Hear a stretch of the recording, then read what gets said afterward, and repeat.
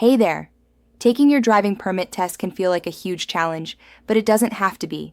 Let's forget those boring textbooks and make this easy. First, it would be a smart move for you to register on dmvtestmaster.com to practice. In this video, we're going to break down the permit test into simple, manageable parts, just like we're prepping for a game show. Think of this as getting your driver's license before you even get your license. Let's dive into the most important categories, and I'll throw in some quick tips along the way. Part 1. The road signs and signals round. Knowing your signs is like knowing the secret language of the road. Let's start with a few of the trickier ones. Question 1. What does a diamond-shaped sign with a picture of a winding arrow indicate? A winding road ahead. Question 2. What is the meaning of a yellow triangular sign with a black Y on it? It's a Y intersection sign. You're approaching a fork in the road. Question 3. What's the difference between a stop sign and a yield sign? A stop sign is an 8-sided red sign that means you must come to a complete stop. A yield sign is an inverted triangle that means you must slow down and be prepared to stop to let other traffic go first. Question 4. You see a sign shaped like a pentagon with 2 people walking on it. What does that mean? It's a school zone sign. You need to slow down and watch for children. Question 5. What does a red flashing traffic light mean? The same as a stop sign. You have to come to a complete stop and then proceed only when it's safe. Question 6. What does a sign shaped like a circle with an X and 2 R's on it indicate? An upcoming railroad crossing. You must be prepared to stop. Question 7.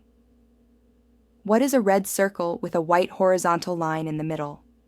It's a do not enter sign. Question 8.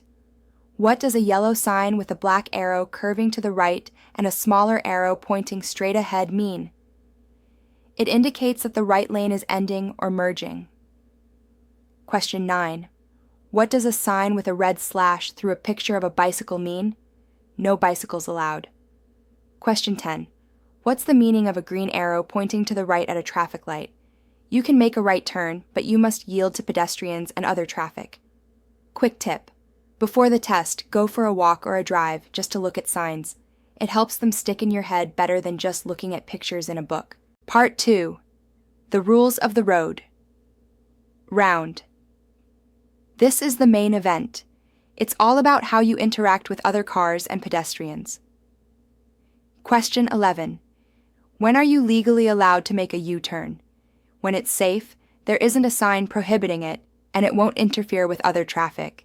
You should also avoid U-turns on hills or curves. Question 12.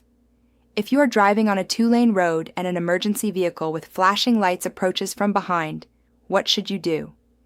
You must pull over to the right side of the road and stop, safely and as soon as possible, to let it pass. Question 13. When are you required to use your headlights? From 30 minutes after sunset to 30 minutes before sunrise, and any time visibility is low, like in rain, fog, or snow. Question 14. What's the 3-second rule, and why is it important? It's a way to maintain a safe following distance. You pick a landmark, and as the car in front of you passes it, you count 1001, 1002, 1003. If you pass the landmark before you finish counting, you're following too closely. Question 15. If you're at an intersection with no stop signs or traffic lights, who has the right of way? The person on the right. Question 16. What is the legal speed limit in a business or residential district, unless otherwise posted? 25 miles per hour. Question 17. What does a broken white line on the road mean? It separates lanes of traffic moving in the same direction, and you may change lanes if it is safe to do so. Question 18. When must you stop for a school bus? You must stop for a school bus with flashing red lights and an extended stop arm, regardless of your direction of travel, unless you are on the opposite side of a divided highway. Question 19. What is the rule for passing a cyclist? You must give them at least 3 feet of space when passing. Question 20. What is a no zone for trucks? The large blind spots on the sides, front, and back of a truck where a car is hidden from the driver's view. Quick tip. Remember that the person on the right is a rule of thumb, but it's always about being courteous.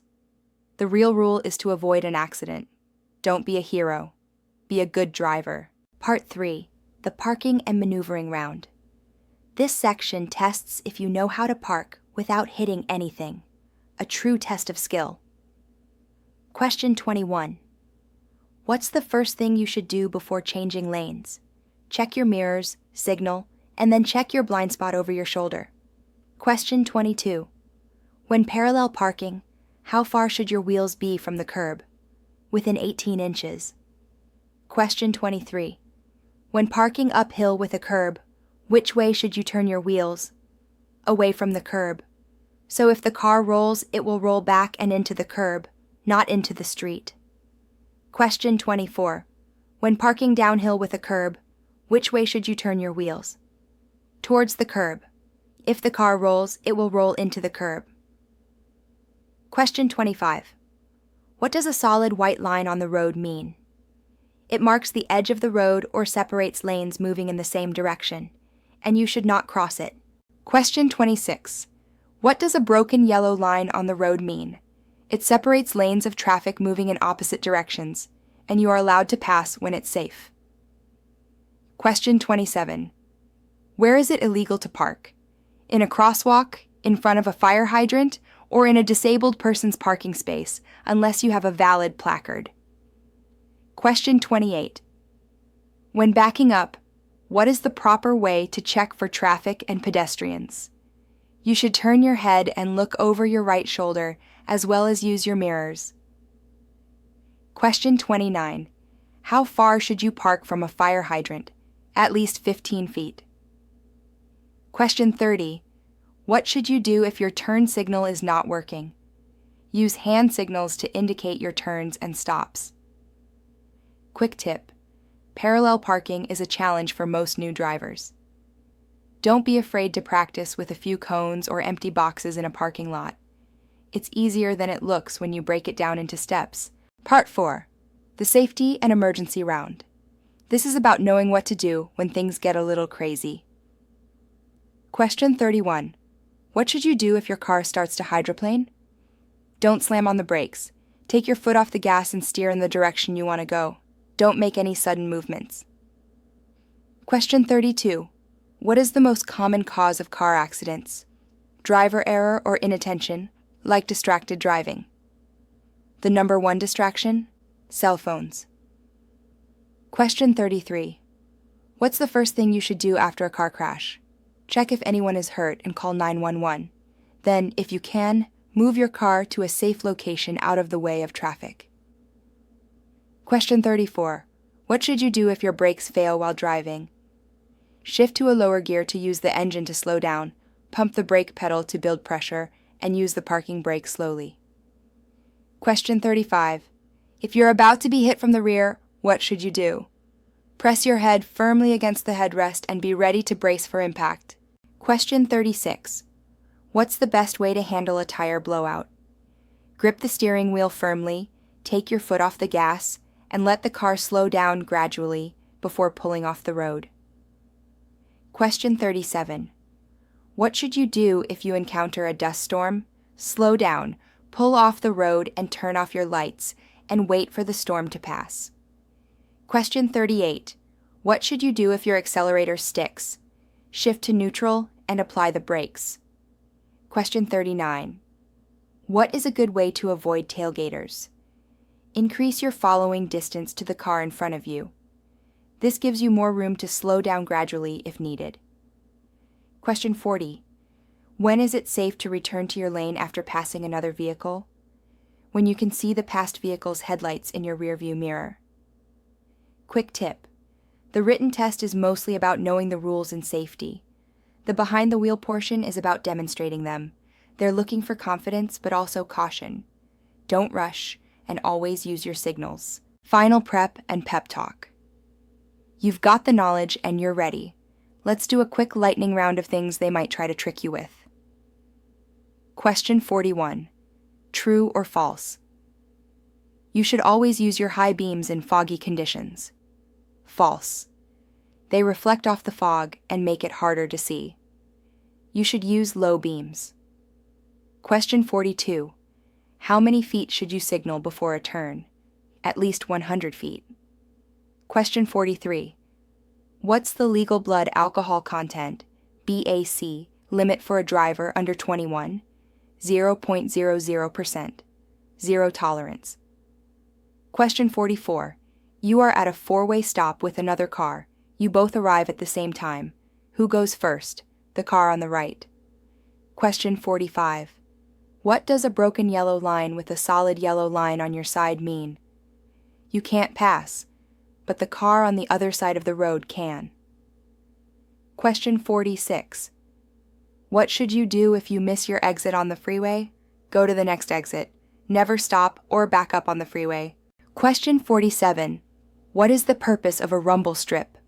To alert inattentive drivers that they are nearing the edge of the road or a stop sign. Question 48. What is the maximum speed limit in a school zone with children present? 15 to 25 miles per hour, depending on the state. Question 49. When is it legal to turn right on a red light? When there is no sign prohibiting it, and you have come to a full stop and checked for traffic and pedestrians. Question 50. What does a white painted curb mean? It indicates a loading zone for passengers or mail. Now go to dmvtestmaster.com and start practicing. You've got this. Master the test and conquer the road with dmvtestmaster.com.